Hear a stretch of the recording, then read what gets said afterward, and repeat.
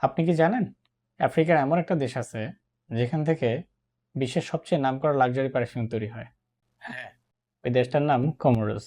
এই দেশটাকে the perfume island of Africa বলা হয়, কিন্তু বেশিরভাগ মানুষ দেশটির নামও কখনো শোনেনি। কমোরোস হলো পূর্ব আফ্রিকার একটি দ্বীপরাষ্ট্র, মোজাম্বিক আর মাদাগাস্কারের মাঝখানে, ইন্ডিয়ান ওশানের বুকে। এই দেশটি মূলত তিনটি বড় দ্বীপ নিয়ে গঠিত: গ্র্যান্ডে কমোর, আনজুয়ান এবং মোহেলি, যার রাজধানী শহরের নাম মোরেনি। কমোরোজের সমাজ গড়ে উঠেছে আফ্রিকা, আরব, মালাগাসি এবং ফরাসি সংস্কৃতির মিশ্রণে। এখানে ইসলামই হলো প্রধান ধর্ম, আর দীর্ঘ সময় দেশটি ছিল ফ্রান্সের অধীনে। 1975 সালে দেশটি স্বাধীনতা পায়, কিন্তু স্বাধীনতার পর থেকে পলিটিক্যাল ইনস্ট্যাবিলিটি কমোরোজের ইতিহাসকে বেশ কঠিন করে তুলেছে। এখানেই রয়েছে মাউন্ট কারথালা, ইন্ডিয়ান ওশান অঞ্চলে সবচেয়ে বড় অ্যাক্টিভ ভলকানোগুলোর মধ্যে একটি। ঘন সবুজ বন, প্রবাল প্রাচীর আর নীল সমুদ্র। প্রকৃতি এখানে এখনো প্রায় আনটাচড, কিন্তু কমোরোস বিশ্বের দরিদ্র দেশগুলোর মধ্যে একটি। এখানে বেশিরভাগ মানুষ কৃষিকাজ আর মাছ ধরার উপর নির্ভর করে বেঁচে থাকে।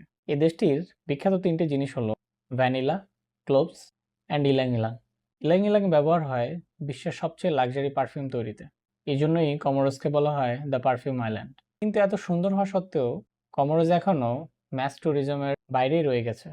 রাজনৈতিক অস্থিরতা আর অবকাঠামোর অভাবে দেশটা আজও অনেকের কাছে অজানা।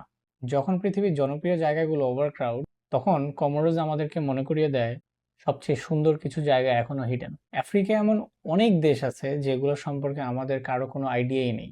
সো আমার চ্যানেলের সাথে থাকুন, আমি এরকম পৃথিবীর অনেক বৈচিত্র্য দেশগুলো সম্পর্কে বর্ণনা করব।